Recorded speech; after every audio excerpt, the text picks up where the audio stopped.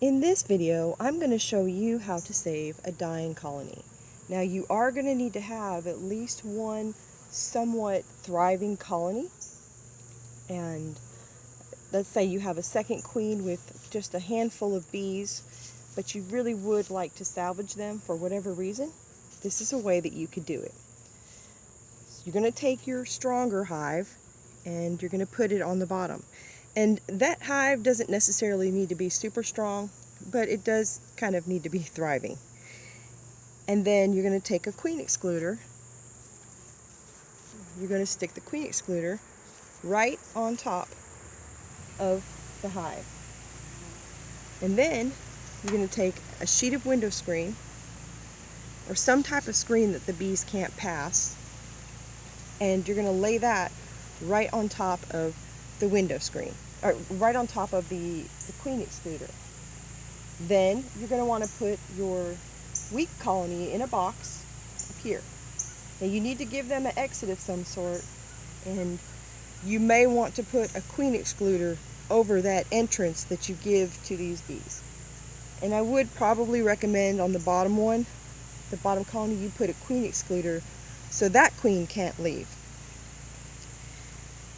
What will happen is that the heat from the bees down here will help the bees up here. The queen will start laying eggs.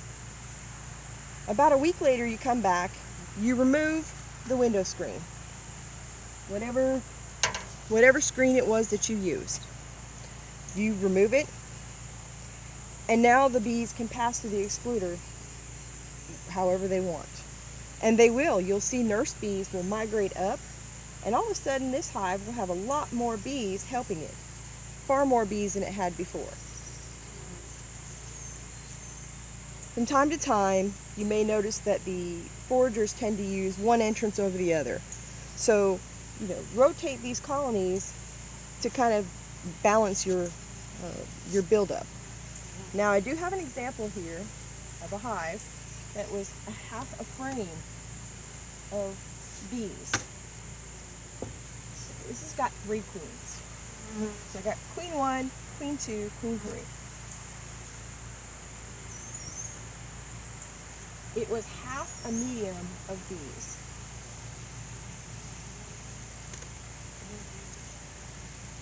There we go. I put this window screen over the top to help them retain heat.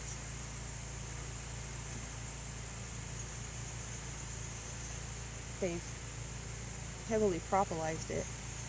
And there's this little hole so they can get through if they want.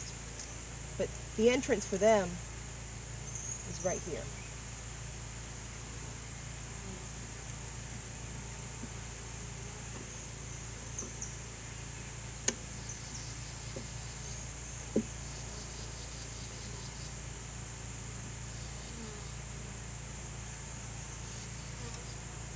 There's almost no bees.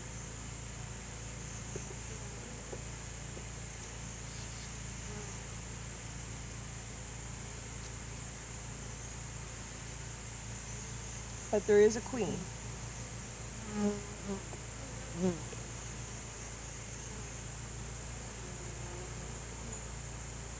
She is laying brood.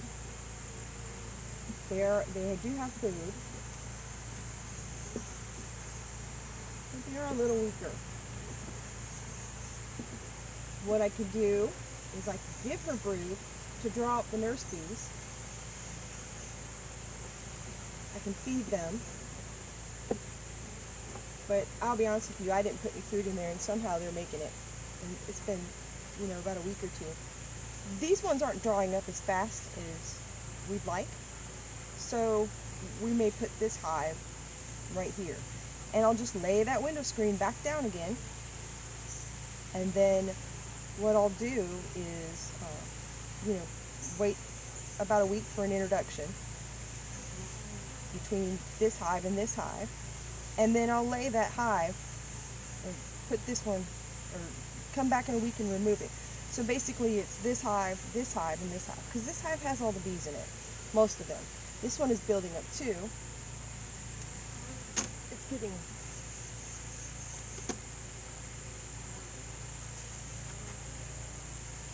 The bees on the bottom are really mean. They're a perfect set of bees for this.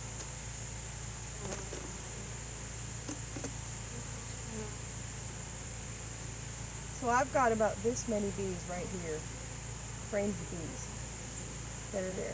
And I know there's a queen in there because I've already checked.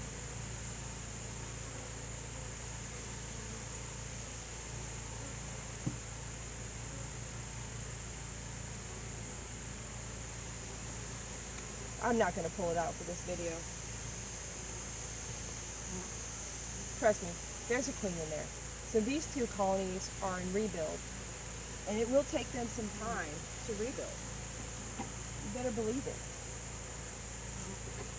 I don't know that they'll get done and rebuilt by winter. At this point, I probably need to go ahead and start feeding them. I hadn't, but I can assure you that there's a lot more bees that are available to these bees up here. There's food they can go get.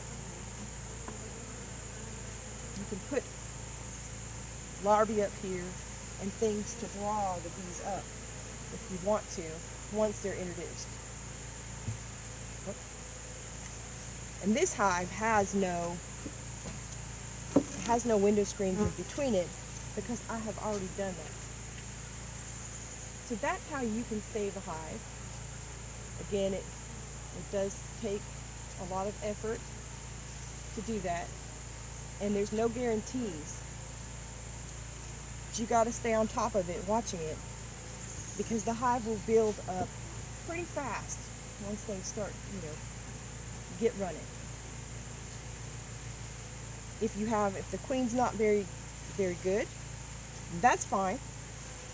What this will do is it'll allow you to have a spare, keep that spare queen, so if you need it for some reason, even though it's not that great, it's, ending its age, you can keep it.